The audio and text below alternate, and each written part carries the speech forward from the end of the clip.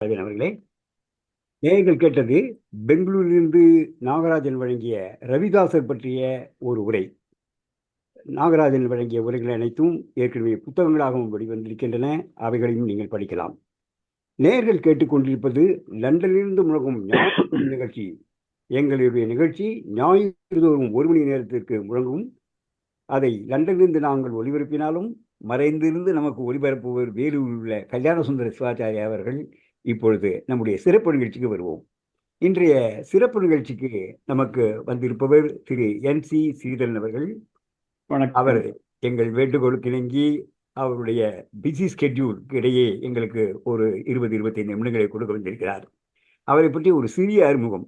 முதலில் எங்கள் குடும்பத்தின் இனிய நண்பர், எனது அண்ணன் காலஞ்சென்ற சீனிவாசன் அவர்கள் தமிழில் உரையாற்றி விடிச்சிரிப்பு சிரிக்க வைப்பார் தொழிலாளர்களை. அதே இடத்தில் இவர் ஆங்கிலத்தில் கடல் மழை போல பொழிந்து அவர் எல்லோரையும் ஊக்குவிப்பார்.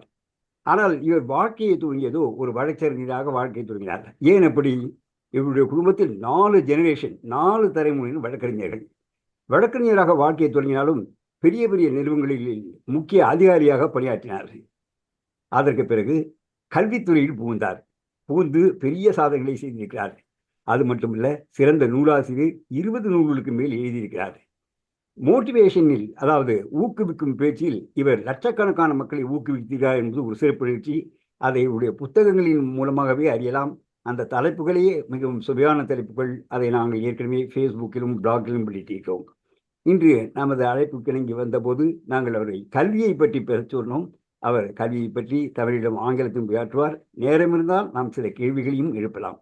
இதோ சென்னையிலிருந்து ஸ்ரீ NC ஸ்ரீதரன் அவர்கள். வணக்கம் சாமா அவர்களே, நாகராஜன் அவர்களே, இந்த ஜூம் மீட்டிங்ல இணைந்திருக்கக்கூடிய அன்பு நெஞ்சங்களே, என்னை பத்தி ரொம்ப அதிகமா சொல்லிட்டாரு. அந்த வார்த்தைகளுக்கு இனிமேல் உழைத்து நல்ல பெயர் வாங்கணும்னு நினைக்கிறேன். நான் இன்றைக்கு எடுத்துக்கொண்ட தலைப்பு என்னன்னா ஆட்டிடியூடு சொல்லுவாங்க. ஆட்டிடியூடுனா சுபாவம்னு சொல்லலாம். எந்த துறையாக இருந்தாலும் நான் வந்து ஆரம்பித்தது ஆக்சுவலி 1972ல எனக்கு ஆல் இண்டியா சிவில் சர்வீஸ்ல செலக்ட் ஆகிச்சு. ஒரே அட்டெம்ப்ட்ல பாஸ் பண்ணேன். அப்பெல்லாம் இன்டர்வியூ எல்லாம் இதெல்லாம் கிடையாது, ப்ரிலிமினரி கிடையாது, ஃபைனல்ஸ் எல்லாம் கிடையாது. ஆனால் அரசு உத்தியோகத்தை எடுத்துக்காம வக்கீல் துறையில என்னை பத்தி சொல்லிட்டாரு. பட் முக்கியமாக நான் சொல்ல விரும்புவது என்னன்னா, இந்த ஆட்டிடியூட் என்ற ஒரு வார்த்தை என்னை மிகவும் மிகவும் கவர்ந்த ஒரு வார்த்தை. கிட்டத்தட்ட 30-40 ஆண்டுகளாக முக்கியமா ஒரே ஒரு பரிமாணத்தை பற்றி நான் பேசி வருகிறேன். அதுதான் டைம் மேனேஜ்மெண்ட், நேர நிர்வாகம் சொல்லுவாங்க. கிட்டத்தட்ட 1986 இருந்து ஒரு நாளைக்கு 24 மணி நேரம் தான் எல்லாருக்குமே, அரசனுக்கும் சரி, ஆண்டிக்கும் சரி, யாராக இருந்தாலும் சரி, குழந்தைகளுக்கும் சரி, பெரியவர்களுக்கும் சரி, அந்த 24 மணி நேரம் தான். அதுல மேல ஒரு செகண்ட் கிடைக்காது. ஒரு செகண்ட் நீங்க சரண்டரும் பண்ண முடியாது. ஆனால் அந்த நேரத்தை நம்ம எப்படி முதலீடு செய்கிறோமா அல்லது செலவு செய்கிறோமா, இந்த இடத்துல தான் ஆட்டிடியூட். அப்போ வாழ்க்கையில முன்னுக்கு வந்தவர்களுடைய மைய புள்ளியாக இருப்பது நேரம் என்று நான் நம்பி இருந்தேன். 30-25 ஆண்டுகளாக டைம் மேனேஜ்மெண்ட் தான் முக்கியம், டைம் மேனேஜ்மெண்ட் முக்கியம்னு பல செமினார்கள். நானும் திரு சீனிவாசன் அவர்களும் கிட்டத்தட்ட 1 கோடி எம்ப்ளாயிஸ் சொல்லலாம், பணியாளர்களுக்கு வானமே இல்லை என்று ஒரு நிகழ்ச்சி எடுக்கும் பொழுது கூட நேர நிர்வாகம் அல்லது மாற்றங்களை சந்திக்கக்கூடிய ஒரு மனநிலை என்று சொல்லி வந்த நானு அண்மை காலங்கள்ல என்ன யோசனை பண்ணி ஒரு முடிவுக்கு வந்தேன் என்றால், attitude will decide the altitude சொல்லுவாங்க. ஒரு கொட்டேஷனே உண்டு. அந்த ஆட்டிடியூட் பத்தி தான் இப்ப நான் பேச போறேன். முக்கியமாக எந்த துறையை நீங்க பார்த்தாலும் அந்த துறையில ஒரு பிள்ளையார் சொல்லி போடுவது என்றால் அது கல்வித்துறையில தான். அந்த கல்வித்துறையில நாம அந்த 15 ஆண்டுகள் முக்கியமாக பள்ளிக்கூடத்தில் நாம பயணிக்கலைன்னா இன்னைக்கு நானும் இல்லை, நீங்களும் இல்லை, யாருமே இல்லை. அண்மை காலங்களை பார்க்கும்போது இப்போ நீட் ரிசல்ட் நேற்றுக்கு வந்தது. திருநெல்வேலியிலிருந்து ஒரு மாணவன் கிட்டத்தட்ட 650 மார்க்குகள் வாங்கி மாநிலத்திலேயே முதல் வகுப்புல இருக்காரு, முதல் ரேங்க்ல இருக்காரு, ஆல் இண்டியா ரேங்கிங். ஒரு சில வாரங்களுக்கு முன்பு ஐஐடி ஜேஇ என்ட்ரன்ஸ் எக்ஸாம் வந்துச்சு, அதுல ஆல் இந்தியா ரேங்க் எல்லாம் வந்துச்சு. சில மாதங்களுக்கு முன்பு ஐஏஎஸ் சிவில் சர்வீஸ்ல முதல் ரேங்க்ல வாங்கின ஒரு மாணவியை பற்றி நம்ம பார்த்தோம். இவங்களை எல்லாம் தேடி தேடி தேடி ஒரு மையப்புள்ளி, இவர்களை இயக்குவது யாரு என்றால் பெற்றோர்களை இயக்குகிறார்களா, ஆசிரியர்களை இயக்குகிறார்களா, அவர்களை தேர்ந்தெடுக்கக்கூடிய அந்த மற்ற சொசைட்டி இயக்குகிறார்களாக பார்த்தா no, it is attitude. Attitude அப்படின்னா நம்ம பல விதங்களா நம்ம அதை நம்ம டிஃபைன் பண்ணலாம். இப்ப சாமாவுக்கு நான் சாமா அவர்களுக்கு ஒரே ஒரு வேண்டுதல் கொடுக்குறேன், என்னை பார்த்து நீங்க சாப்பிட்டீங்களான்னு கேளுங்களேன். சாரி, என்ன சாப்பிட்டீங்களான்னு கேளுங்க. சாப்பிட்டீங்களா ஸ்ரீதரன்? சாப்பிட்டேன், சாப்பிடல. ஏன்னா அவனுக்கு அங்கே லண்டன்ல ரொம்ப காரியமா கேட்டுருக்கீங்க, சாப்பிட்டீங்களா? அதுக்காக நான் வந்தேன். நானு ஷாக் ஆயிட்டீங்க. ஏன் இப்படி கோச்சுக்கிறீங்க? நான் சாதாரண கேள்விதானே கேட்டேன். இப்ப மறுபடியும் அதே கேள்வி கேளுங்க. ஸ்ரீதரன் சாப்பிட்டீங்களா? சாப்பிட்டேன் சார், மத்தியானமே சாப்பிட்டேன். ரொம்ப நன்றிங்க இந்த கேள்வி கேட்டதுக்கு. இப்ப நம்ம சப்ஜெக்ட் போகலாமா? ஓகே. பாருங்க, ஒரே ஒரு கேள்விதான். முதல்ல நான் சொல்லும்போது உங்க ஃபேஸ ரெக்கார்டிங் பண்ணி ஏற்றும் போது பார்க்கணும். மற்றவங்க எல்லாம் என்னுடைய ஃபேஸையும் பார்க்க முடிய இருக்காது. நம்ம பேசும்பொழுது நம்ம எந்த ஆட்டிடியூட்ல இருந்து பேசுறோம்? சாமா அவர்கள் லண்டன்ல இருந்து சாதாரணமா ஒரு கேள்வி கேட்கறாரு, சாப்பிட்டீங்களா அப்படி கேட்கும் பொழுது நம்ம எப்படி எடுத்துக்கிறோம்? அதே போலதான் ஒரு மாணவர்களை கூட்டுப்பா படி அப்படின்னு சொன்னா அவங்க எந்த தோணியில எடுத்துக்கிறாங்க, எந்த தொனியில எடுத்துக்கிறாங்க என்பது ரொம்ப ரொம்ப முக்கியம். என்னுடைய வகுப்புகளுக்கு மிக குறைந்த வயதில் யார் வராங்கன்னா ப்ரீகேஜி சில்ட்ரன் வருவாங்க. அந்த ப்ரீகேஜி சில்ட்ரன் 2.5 வயசு 3 வயசுல இருக்கக்கூடிய அந்த இளம் துளிர்களுக்கு பேசும்பொழுது அவங்க ஆட்டிடியூட நம்ம புரிஞ்சுக்கிறோம். அப்படி பார்த்துட்டே வரும்பொழுது the oldest or the senior most பார்க்கும்போது managing directors, chairman, managing director எல்லாம் வராங்க. இவங்களுக்கு காமன் டினாமினேஷன் பார்த்தோன்னா ஆட்டிடியூட். என்னுடைய கல்வித்துறையில ஆட்டிடியூட் எப்படி இருக்கிறது என்பதை பற்றி நான் சொல்றேன். ஏன்னா ஆட்டிடியூட்ன்றது ஒரு பெரிய ஒரு கடல். அதாவது எவ்வளவு பெரிய கடல்னா அவ்வளவு பெரிய கடல் ஆட்டிடியூட். அதுல ஒரே ஒரு துளியை நாம இன்னைக்கு பார்க்க போறோம். நானும் எனது துணைவியார் ராதா மேடம் அவர்களுடன் கிட்டத்தட்ட 40 ஆண்டுகள் கல்வித்துறையில நாங்க இருந்துகிட்டு இருக்கோம். பல பள்ளிக்கூடங்களை ஆரம்பித்து நடத்தி கிட்டத்தட்ட திருவள்ளூர்ல ஒரு 25 ஆண்டுகள் ஒரு பள்ளிக்கூடத்தை நிறுவி இன்றைக்கு அந்த பள்ளிக்கூடம் 4000 மாணவர்களை இருக்கக்கூடிய ஒரு பெரிய பள்ளிக்கூடம் இருக்கிறது. அதை அந்த ப்ரமோட்டர்ஸ் ஹேண்ட் ஓவர் பண்ணிட்டு அண்மை காலங்கள்ல விஸ்வக்சேனா எஜுகேஷனல் இன்ஸ்டிடியூஷன் திருவள்ளூர் இருக்கக்கூடிய ஒரு பள்ளி குழுமத்தை நாங்கள் நடத்தி வந்து இன்றைக்கு அவர்களுக்கு அந்த பள்ளி குழுமத்தை கொடுத்துட்டோம்.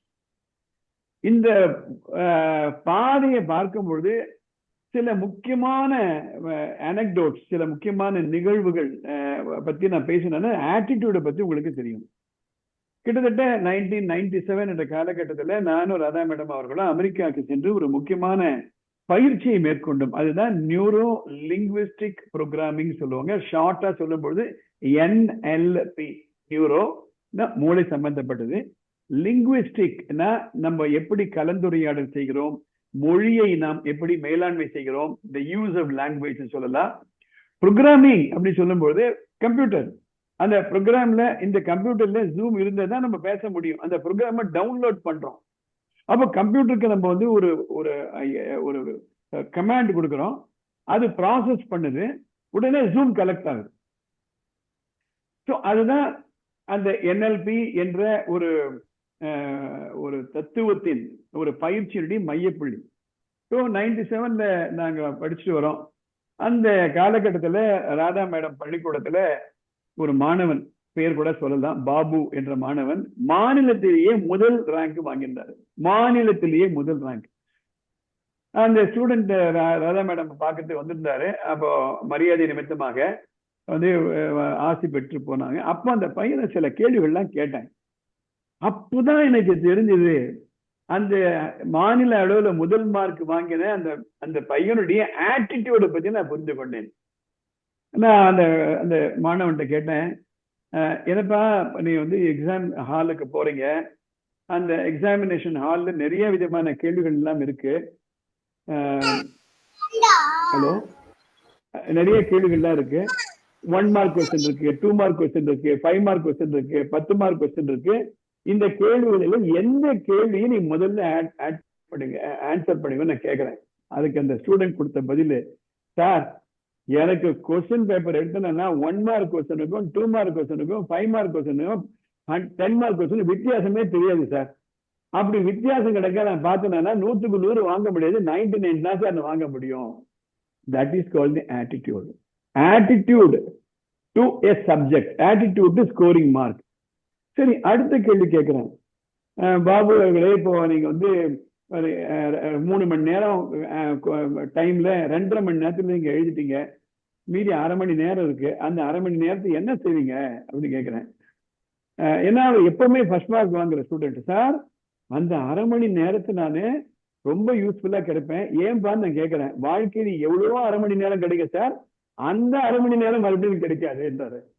அந்த 1/2 மணி நேரம் இந்த இடத்துலதான் நேர நிர்வாகத்தை பத்தி அந்த ஆட்டிடியூட நான் புரிஞ்சுக்கிட்டேன். ஓஹோ, அந்த 1/2 மணி நேரம் ஒரு 85 ஆண்டுகள் நான் பணி செய்ய போகிறேன் என்றால் அந்த 1/2 மணி நேரம் எத்தனை பர்சன்டேஜ் கால்குலேட் பண்ணி பார்த்தேன். Minuscule percentage. அந்த மினிஸ்கியூல் பர்சன்டேஜ் 1/2 மணி நேரத்தை அவர் எப்படி யூஸ் பண்றாருன்றத அன்னைக்கு நான் கற்றுக்கொண்டேன். அடுத்தது நான் கேட்கிறேன், பாபு அவர்களே, இப்போ அந்த 1/2 மணி நேரத்தை ரிவைஸ் பண்றேன்னு சொல்றீங்க இல்லையா, என்ன பண்ணுவீங்கன்னு கேட்கிறேன். அவர் சொல்றாரு, நான் கையில வந்து ஒரு பென்சில் வச்சிருப்பேன் சார், அந்த பென்சிலை முதல்ல கரெக்ஷன் பண்ணுவேன் சார், அதுக்கப்புறம் பேனால கரெக்ட் பண்ணுவேன்றாரு. ஏன்பா நீ பென்சிலை கரெக்ட் பண்ற அப்புறம் பேனால கரெக்ட் பண்றேன்னா, கண்டிப்பா நான் கரெக்ட் பண்ணிருக்கேன்றது மனசுல பதியணும். அந்த இடத்துல வரும்போது 100% நான் வெளியில வருவேன். கடைசியா ஒரு கேள்வி கேட்டேன், அவர் பதில் சொன்னார் பாருங்க, அதுதான் ஆட்டிடியூட். உங்க கையெழுத்து நல்லா இருக்கு, இதுக்கு என்ன காரணம் அப்படின்னாரு. அதுக்கு முன்னால ஒரு கேள்வி கேட்டேன். எத்தனையோ கேள்விகள் இருக்கு. முதல்ல ஃபர்ஸ்ட் கொஸ்டின், அப்புறம் 4வது கொஸ்டின், அப்புறம் 3வது கொஸ்டின், அப்புறம் 8வது கொஸ்டின், இப்படிதான் நீங்க ஆன்சர் பண்ணுவீங்களா? இல்ல சார், அப்படி இல்ல சார், அப்படியே அந்த கொஸ்டின் பேப்பர்ல அப்படியே லைனா 1 2 3 4 அப்படியே நான் வந்து ஆன்சர் பண்ணிடுவேன் சார். ஏன்பான்னு கேட்டேன். சார் எங்க அம்மா ஒரு டீச்சரு, அந்த அம்மா எங்க அம்மா வந்து கரெக்ஷன் பண்ணும்போது நான் பக்கத்துல இருந்திருக்கேன். அவங்க கரெக்ட் பண்ணும்போது எரிச்சல் இல்லாம கரெக்ட் பண்ணவங்களுக்கு நிறைய மார்க் லிபரலாவே போடுவாங்க. அந்த ஆன்சர் பேப்பர் அந்த அம்மா கிட்டத்தட்ட ஒரு நாளைக்கு 200-300 கேள்வி பதில்களை அவங்க கரெக்ட் பண்ணணும். முதல் கேள்வி, அப்புறம் 8ஆம் கேள்வி கொஸ்டின் பேப்பர் எடுத்து பார்க்கணும், அப்புறம் 3ஆம் கேள்வி அப்புறம் கொஸ்டின் பேப்பர் எடுத்து பார்க்கணும், அப்புறம் 5ஆம் கேள்வி மாதிரி கொஸ்டின் பேப்பர் எடுத்து பார்க்கணும். அப்படி பார்க்கும்போது என்னடாது அப்படின்னு நினைப்பாங்க. அந்த எரிச்சல் இருக்கக்கூடாதுன்றதுக்காக அப்படி லைனா அப்படி போட்டுட்டே வரும்பொழுது அவங்க மனசு குளிர்ந்து இருக்கும். அப்போ 4 மார்க் போடுறோம்மா 4 மார்க் போடுவாங்க. அதனால இப்படியே தான் நான் போடுவேன். அகெயின் ஆட்டிடியூட் அவங்களுக்கு இருக்கக்கூடிய, அந்த பையனுக்கு இருக்கக்கூடிய ஆட்டிடியூட் இப்ப இல்ல, கிட்டத்தட்ட 30 ஆண்டுகளுக்கு முன்னால கற்றுக்கொண்டு. கடைசி கேள்வி உனக்கு கேட்டேன், கையெழுத்து நல்லா இருக்க ஏப்பா அப்படின்னு. சார் அந்த கையெழுத்து நல்லா இருந்ததுன்னா கரெக்ட் பண்றவங்க பார்த்து ஒரு யோசனை சொல்றாரு, லட்டா மார்க் போடுவாங்க சார் அப்படின்றாங்க. லட்டா மார்க் போடுவாங்க. அவர் என்ன பண்ண, எனக்கு ரொம்ப ரொம்ப இன்ட்ரெஸ்டிங்கா இருந்ததுனால சன் டிவிக்கு எடுத்துட்டு போயிட்டு ஒரு இன்டர்வியூ பண்ண, ஒரு காலை நிகழ்ச்சியில. அவங்க கேட்ட கேள்விகள்லாம் அவங்க பதில் சொல்றாங்க. எதுக்காக இதை சொல்றேன்னா, எந்த அளவுக்கு அவர் வந்து attitude to examination, attitude question mark, question paper, attitude 1 mark question, 2 mark question, attitude இந்த ½ an hour, ஆட்டிடியூட் கையெழுத்து, ஆட்டிடியூட் சீரியல். அவர் என்ன பண்ண, ஒரு ஸ்கூலுக்கு அழைச்சிட்டு போயிட்டு, இவர் தான் பாபு, மாநிலத்திலேயே ஃபர்ஸ்ட் மார்க் வாங்கியிருக்காங்க, இதெல்லாம் சொல்லிட்டு அவரும் சொல்றாரு. அதுக்கப்புறம் உங்களுக்கு ஏதாவது கேள்விகள் இருந்தா கேட்கலாம். நான் ஒரு மாணவன் எழுந்து, சார் நீங்க காப்பி அடிச்சிருக்கீங்களா அப்படின்னு கேட்டிருக்கேன். அந்த பையனுடைய ஆட்டிடியூடு இப்படி. So attitude will decide your attitude. அதனால நான் என்ன இருக்கேன், attitude is a tool to decode human behaviour. இப்ப சாமா அவர்கள் என்ன ஒரு கேள்வி கேட்டாரு. அவர் கேட்கிறாரு, என்னுடைய ஹியூமன் பிஹேவியர் நான் பதில் சொல்லணும். அந்த பதில் சொல்லும் பொழுது என்னுடைய ஆட்டிடியூட் வில் டிசைட். சப்போஸ் எனக்கும் சாமாக்கும் ஒரு இணக்கம் இருக்கிறது, எங்க 2 பேருக்கும் ஒரு நல்ல அபிப்பிராயம் இருக்கிறதுனா, அவரு என்ன கடிந்து பேசினால் கூட என்னுடைய ஆட்டிடியூட் காரணமாக அதனை தன்மையாக எடுத்துக்கொள்வது.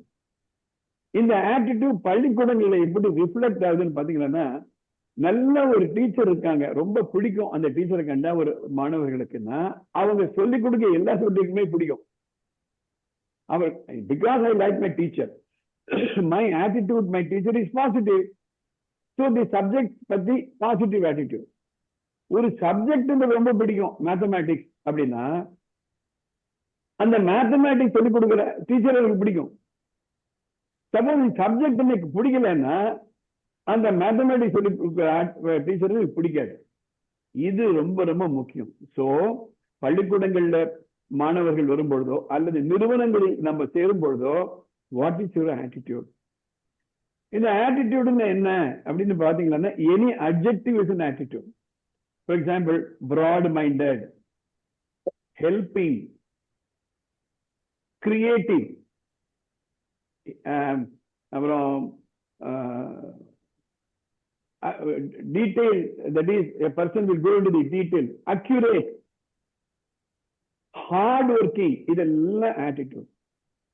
இந்த ஆட்டிடியூடைய விளைவு பார்க்கும்பொழுது நம்ம feelings, if my attitude to Sama sir, my attitude to Nagarajan, my attitude to my friends, if it is positive, அது என்னுடைய அந்த வார்த்தைகளிலே பிரதிபலிக்கும். இன்றைக்கு ஒரு முக்கியமான ஒரு வீடியோ கூட நான் போட்டிருந்தேன். வெளி மாநிலத்திலிருந்து ஒருத்தர் போன் பண்ணியிருந்தாரு. அவர் கேட்கிறாரு, in fact this call came from Singapore yesterday. அவர் கேட்டாரு, சார் நான் சிங்கப்பூர்ல இருக்கேன், ஒரு வேலையில் இருக்கேன், எங்க மனைவி மதுரையில் இருக்காங்க, எங்களுக்கு 2 குழந்தைகள், ஒரு குழந்தை ஃபர்ஸ்ட் ஸ்டாண்டர்ட் படிக்கிறா, ஒரு ஸ்டாண்டர்ட் எல்கேஜி படிக்கிறா, நாங்க 2 பேருமே 10th ஸ்டாண்டர்ட் தான் படிச்சிருக்கோம், அவங்க 8th ஸ்டாண்டர்ட், நான் 10th ஸ்டாண்டர்ட். எங்களுக்கு ரொம்ப நாளாவே ஒரு கவலை, எங்களுக்கு நாங்க படிக்கலையே, நாங்க படிக்காத போது எங்க குழந்தைகளை படிக்க வைக்க முடியுமா? எங்க 2 பேருக்குமே என்ன ஒரு ஆசைன்னா, 2 குழந்தைகளுமே டாக்டருக்கு படிக்கணும். எங்க படிப்பு இல்லாத ஒரு நிலை எங்க குழந்தைகளுடைய வாழ்க்கையில விளையாடுமா சார், சொல்லுங்க. அவருடைய ஆட்டிடியூட் பாருங்க, ஹிஸ் ஆட்டிடியூட்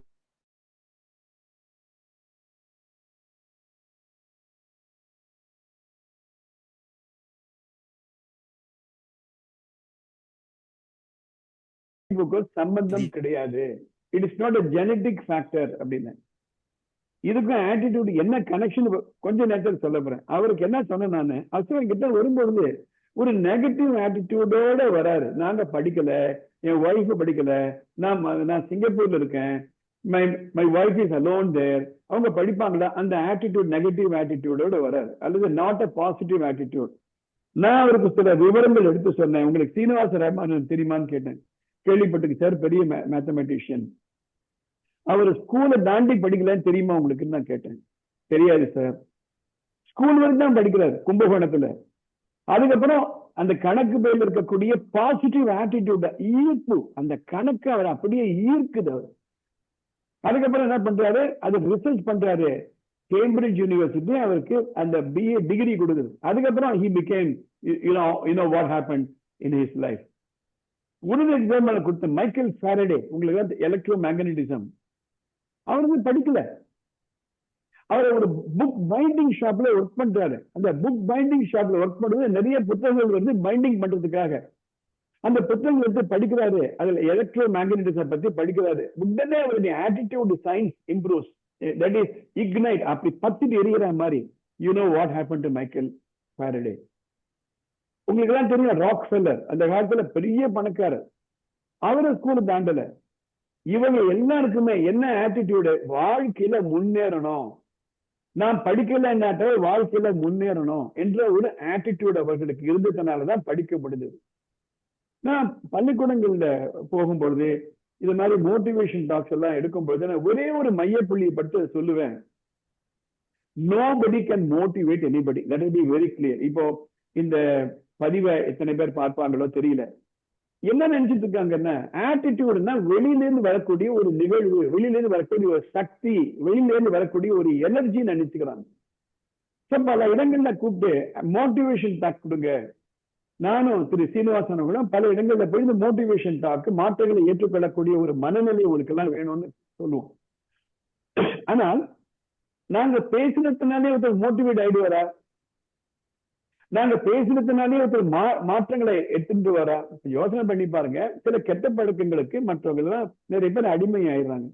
புகைப்பிடித்தல், மது பானம் அருந்துதல். அந்த சிகரெட் பாக்ஸ் மேலேயே போட்டிருக்கு, cigarette smoking is injurious to health. குடியை கொடுக்கும், குடிப்பழக்கும் நாட்டுக்கும் கேடு வீட்டுக்கும் கேடுன்னு போட்டிருக்காங்க. அதை படிச்சுதான் வாங்குறாங்க, அவங்க வாங்கி சாப்பிடுறாங்க. So their attitude to health மாற்றாத வரையில கடவுளே வந்தாலும் அவங்கள திருத்த முடியாது. அப்போ அவங்க உட்காந்துக்கிட்டு அந்த ஆட்டிடியூட மாற்றணும். எனக்கு தெரிஞ்ச என்னுடைய நண்பர், நெருங்கிய நண்பர் ஒருத்தர், அவர் என்ன பண்ணுவாரு, செயின் ஸ்மோக்கர். அவருக்கு ஒரு சிகரெட் பாக்ஸ் 2-3 பாக்ஸ், ஒரே ஒரு தீக்குச்சி இருந்தா போறோம், சாயந்தரம் மேனேஜ் பண்ணுவார். அவரை நான் சொல்றேன், சார் இந்த மாதிரி புகைப்பிடிக்காதீங்க சார் அப்படின்னா, ஏன் பிடிக்கூடாது? இந்த மாதிரி பிடிச்சா லங்ஸ் எல்லாம் அஃபெக்ட் ஆகும் சார். உடனே எனக்கு பதில் கேள்வி கேட்டாரு, உங்களுக்கு வின்ஸ்டன் சர்ச்சில் தெரியுமா அப்படி கேட்டாரு. என்ன சார், நான் உங்க புகைப்பிடிக்கிறத பத்தி பேசிட்டு இருக்கேன், நீங்க வின்ஸ்டன் சர்ச்சில் பத்தி? இல்ல சார், 2வது உலக யுத்தத்துல இங்கிலாந்து நாட்டையே அவர் அந்த போர்க்காலத்துல அவர் வழி நடத்தி போனாரு. அவர் நினைக்கும் போது சூரத்து தான் ஞாபகம் வரும். அவர் இத்தனை வருஷம் இருந்தாரு சார், அதனால இதுக்கெல்லாம் ஒண்ணும் இல்லை சார், நான் நான் ஹெல்த்தியா தான் இருக்கேன் அப்படின்னா. சரி சார். ஒரு 3-4 மாதங்கள் கழித்து அவர் போன் பண்ணாரு, சார் நான் சிகரெட் பிடிக்கிறது விட்டுட்டேன் சார். என்ன சார் ஆச்சு உங்களுக்கு அப்படி கேட்டேன். இல்ல, ஒரு 10 நாளைக்கு முன்னாடி ரொம்ப இழுமிட்டு இருந்தேன், ஒரு ஹாஸ்பிட்டலுக்கு போனேன். அந்த ஹாஸ்பிட்டல்ல போயிட்டு அவர் எக்ஸ்ரே எல்லாம் எடுத்தாங்க. டாக்டர் இந்த எக்ஸ்ரே போட்டியே ரொம்ப நேரம் பார்த்துட்டு இருந்தாரு. என்ன சார் அப்படி பாக்குறீங்கன்னு கேட்டேன். அவர் சொன்னாரு, எல்லாருக்குமே 2 லங்ஸ் உண்டு, உங்களுக்கு 1 தான் இருக்குன்னாரு. உங்களுக்கு ஒரே நுரையீரல் தான், அதுவும் சல்லியா போட்டு சார் அப்படின்னாரு. அன்னைக்கு அவர் சொன்னாரு, சிகரெட் பிடிக்கிறத விட்டு போன்ல சொல்றாரு, 48 மணி நேரம் ஆச்சு சார், நான் தொட கூட இல்லை. நான் பதிலுக்கு கேட்டேன், என்ன சார் ஆனாரு? வின்ஸ்டன் சர்ச்சில் கேட்டேன். நான் எதுக்காக நான் இந்த பர்டிகுலர் இதுல எனக்கு கொடுக்கப்பட 20-25 நிமிடங்கள்ல ஒரு மைய புள்ளி என்னன்னா, ஆட்டிடியூடு மாறாத வரையில நம்முடைய செயல்கள் மாறாது, உணர்ச்சிகள் மாறாது. ஃபீலிங்ஸ் முதல்ல, எமோஷன்ஸுங்க. நம்ம ஒரு படம் விட எந்திரன்னு ஒரு படம் வந்தது, எல்லாம் ரோபோ. அந்த ரோபோக்கு உணர்வுகளே கிடையாது. அந்த robot is purely driven by outside. அந்த பொம்மை நாட்டங்கள் பார்த்திருப்போம். we are not puppets, our children are not puppets. நம்ம இதுக்கு பக்கத்தில் இருக்கக்கூடிய உலகம் பொம்மை உலகம் இல்லை. இப்போ இந்த பாட்டில் இருக்கு, இந்த பாட்டில இப்படி நிக்க வச்சா இப்படி நிக்கோ, இப்படி நிக்க வச்சா இப்படி நிக்கோ, தகவல நிக்கோ, என்ன வேணா பண்ணும். ஏன்னா இது உணர்வுகள் கிடையாது. ஆனா மனிதர்களுக்கு உணர்வுகள் உண்டு. நான் அடிக்கடி சொல்றது உண்டு, NLP சொல்லிக் கொடுப்பாங்க, we are not human beings alone, or we are not only human beings, we are thinking beings. Thinking, THINKIN, thinking beings. நம்ம யோசனை பண்றோம். we are meaning making beings. meaning making. அவங்களோட உட்கார்ந்து பேசணும். ஒரு பெரிய தலைவருங்க, பெரிய அரசியல்வாதி, அவருக்கு இந்த ஸ்மோக்கிங் ஹேபிட் ரொம்ப ரொம்ப உண்டு. சுருட்டு, அப்புறம் அந்த பைப்பு, சிகரெட்டு பிடிச்சுக்கிட்டே இருப்பாரு. ஒரு நாளைக்கு அவங்க தெரிஞ்சவங்க என்ன ரெஃபர் பண்ணி கவுன்சிலிங் நான் அவரோட உட்காந்து பேசுறேன். ஒரு நாள் ஃபுல்லா பேசுறேன். அந்த பிடி கொடுத்து வரமாட்டேன்றாரு. நான் சார் சிகரெட்ல போடுங்க சார், மண்டையோடு போட்டுக்கு பாருங்க சார், என்கிட்ட கையில மண்டையோட கொடுத்தா கூட நான் பயப்பட மாட்டேன் அப்படின்னு. 2வது நாள் உட்காரும்போது ஒரு போட்டோ பார்த்தேன் டேபிள்ல. ஒரு 4 வயசு இருக்கக்கூடிய ஒரு பெண் குழந்தை. யாருங்க? என் பேத்தி. எதுக்கு வச்சிருக்கேன்? she is everything for me அப்படின்னு. அதை நான் மையப்படியே வச்சுக்கிட்டேன். ஏன் சார், இவங்களுக்கு நீங்க வேணுமா வேணாமா? வேணும். உங்க வயசுல இவங்க வரும்பொழுது, அல்லது அட்லீஸ்ட் 40 வயசு வரும்போது நீங்க இருக்கணும் வேணும், இருக்கணும். தென் அவங்களுக்காகவாவது இன்னைக்கு நீங்க you have to rethink. You will not believe he gave up smoking. He lived many years after that. Again நேர நிர்வாகம்னு வரும்போது நான் பேசும்பொழுது, நேரத்தை பற்றிய நமக்கு என்ன ஆட்டிடியூட், திரு நாகராஜன் அவர்கள் இந்த 2 நாளா என்கிட்ட பேசிட்டு இருக்காரு. எப்படி சேரணும், எப்படி நான் லாகின் பண்ணணும், எப்படி இந்த மைக் எல்லாம் டெஸ்ட் பண்ணுவாங்க, எவ்வளவு நேரம் நான் பேசலாம், அதுக்கப்புறம் என்ன செய்வாங்க.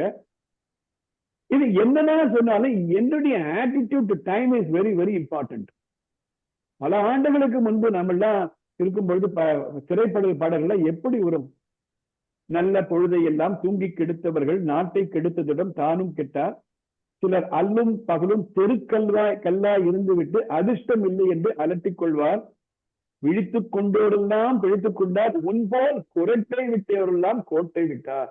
Again attitude to time. இந்த attitude is very very very important. அது நீங்க பள்ளிக்கூட காலங்களிலிருந்து கடைசி வரையில் பார்க்கும் பொழுது ஆட்டிடியூட் ஆட்டிடியூட் ஆட்டிடியூட். அடுத்த ஒரு 5 நிமிடங்கள் அவ்வளவு எனக்கு நேரம் இருக்கிறது. இது ஆட்டிடியூடோடு சேர்ந்து ஹேபிட்டை பத்தி நான் பேச விரும்புறேன். பழக்க வழக்கங்கள்னு சொல்லுவாங்க. இது ஆட்டிடியூட், ஹேபிட், 3 விஷயங்கள் நோட் பண்ணிக்கோங்களேன். Attitude, habit, discipline and obedience. Actually, habit is also a part of the attitude. Discipline and obedience is also a part of the attitude. James clear என்ற ஒரு ஆத்தர், எல்லாம் நீங்க இந்த புக் எடுத்து நீங்க படிக்கணும். அட்டாமிக் ஹேபிட்ஸ் ஒரு புக் எழுதியிருக்காரு. இந்த இது ஆன உடனே அந்த புக்கை நீங்க பதிவிறக்கம் பண்ணலாம், இல்ல வாங்கலாம். அட்டாமிக் ஹேபிட், ஜேம்ஸ் கிளியர் என்ற புக்கை. அந்த புக்கை நான் கிட்டத்தட்ட 10 முறை படிச்சேன். பள்ளிக்கூடங்களுக்கு போய் மார்க் வாங்குறதுக்கு காரணம் குறுக்க நிற்கிறது ஹேபிட், மார்க் வாங்க வைப்பதும் ஹேபிட். அவர் சொல்றாரு, இந்த ஹேபிட் வரும்போது 4 நிலைகளில் போகணும். ஏன் இதை நான் ஹேபிட் ஆட்டிடியூடு சேர்ந்து பேசுறேன் அப்படின்னா, attitude does not exist just like that in limbo. அப்படி ஒரு தனியா இருக்கக்கூடிய ஒரு விஷயம் இல்லை. Our attitude to health, our attitude to sleep, our attitude to hard work, our attitude to honesty, our attitude to creativity, our attitude to friendship, our attitude to helping, our attitude to religion, our attitude to sagiputtanmai, our attitude to country, everything is very very important.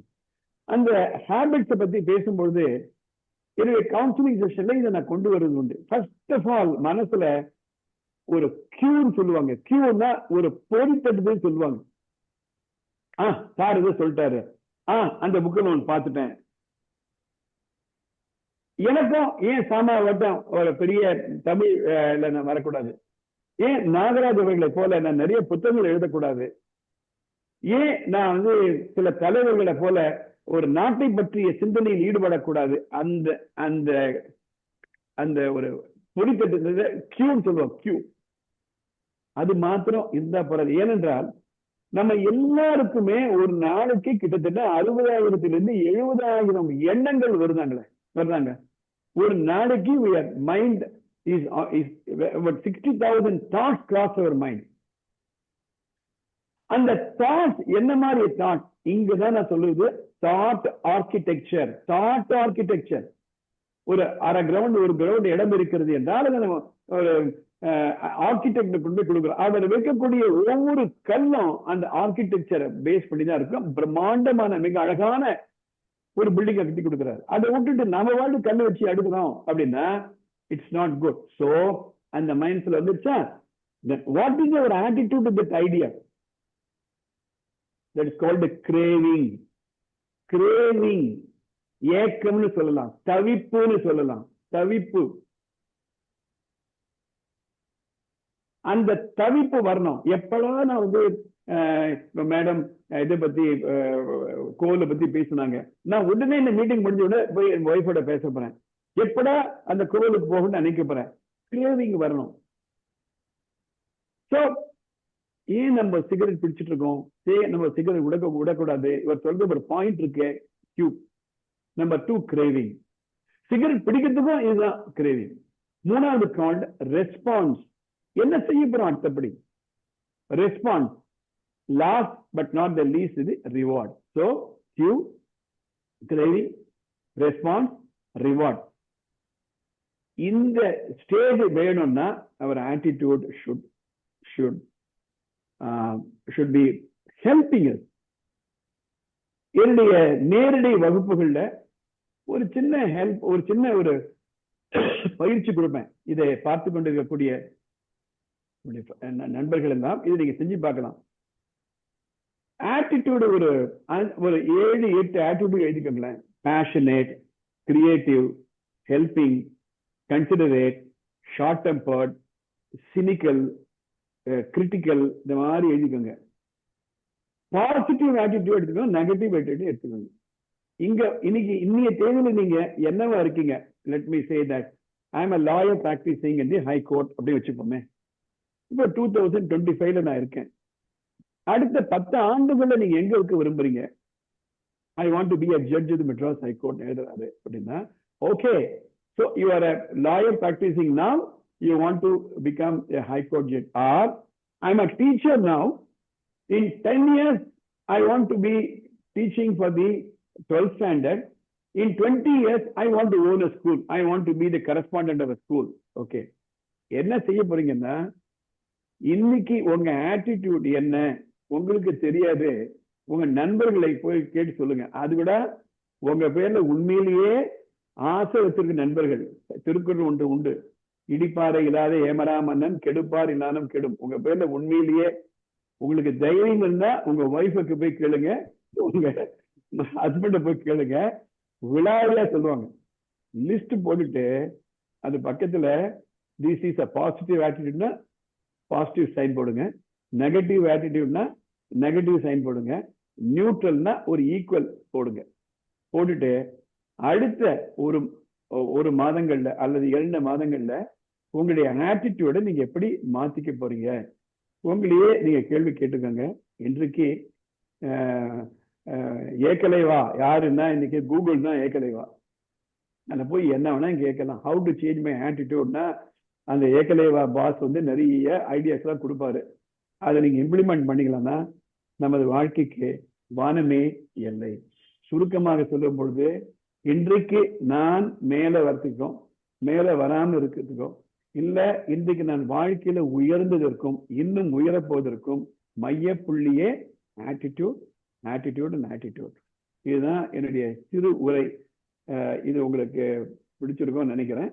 உங்களுக்கு ஏதாவது கேள்விகள் இருந்தால் நீங்க கேட்கலாம். என்னால முடிஞ்ச வரைக்கும் நான் ஆன்சர் பண்றேன். இந்த தினம் நமக்கு நேரம் இல்லாதனால் கேட்க வாய்ப்பில்லை. கட்டாயம் அடுத்த முறையாக உங்களை கூப்பிடும்போது எழுந்த கேள்விகளுக்கு உங்களை பதில் சொல்ல அழைக்கிறோம் என்று சொல்கிறேன். நேர்கள் இதுவரை கேட்டது சென்னையிலிருந்து நமக்கு ஒரு இன்ஸ்பைரிங், உணர்ச்சியூட்டும், உத்வேகமூட்டும் உரையை வழங்கியவர் திரு MC சீதன் அவர்கள். கல்வியாளர், நூலாசிரியர், வழக்கறிஞர் மற்றும் பல மோட்டிவேஷன் உரைகளை நிகழ்த்தி வருபவர். இன்று அவருடைய உரையை கேட்டவுடனே நமக்கு ஆட்டிடியூட் வந்திருக்கும் என்று நினைக்கிறேன். மீண்டும் வருக என்று அன்புடன் அழைக்கிறோம். நன்றி சீதன் அவர்களே. இத்துடன் நம்முடைய நிகழ்ச்சிகள் நடைபெறுகின்றன. மீண்டும் அடுத்த ஞாயிற்றுக்கிழமை சந்திப்போம். நன்றி, வணக்கம்.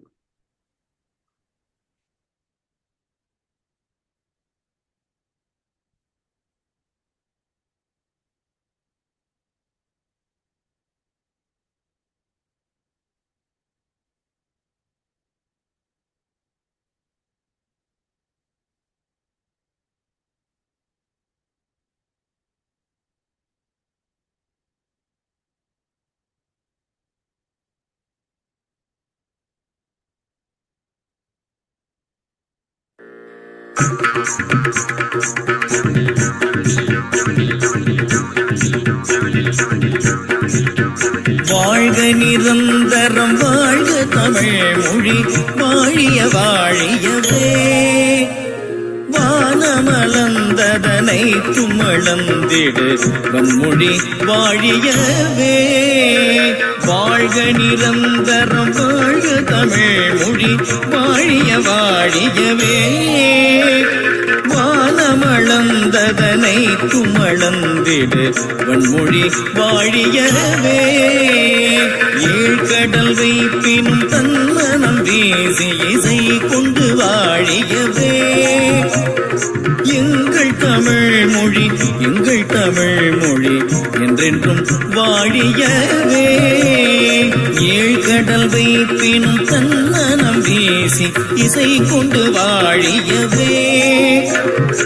எங்கள் தமிழ் மொழி, எங்கள் தமிழ் மொழி என்றென்றும் வாழியவே. சூழ்கடல் சூழ்களி நீங்க தமிழ் மொழியோங்க துலங்குக வையகமே.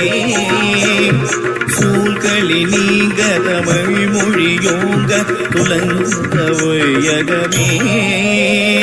தொல்லை வினை தரு தொல்லையகன்று சுடக தமிழ்நாடே.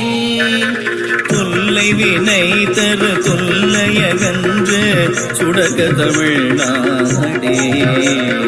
வாழ்க தமிழ் மொழி வாழ்க தமிழ் மொழி வாழ்க தமிழ் மொழியே. வானமறிந்ததனை துமறிந்து வளர்மொழி வாழியவே. வானமறிந்ததனை துமறிந்து வளர்மொழி வாழியவே.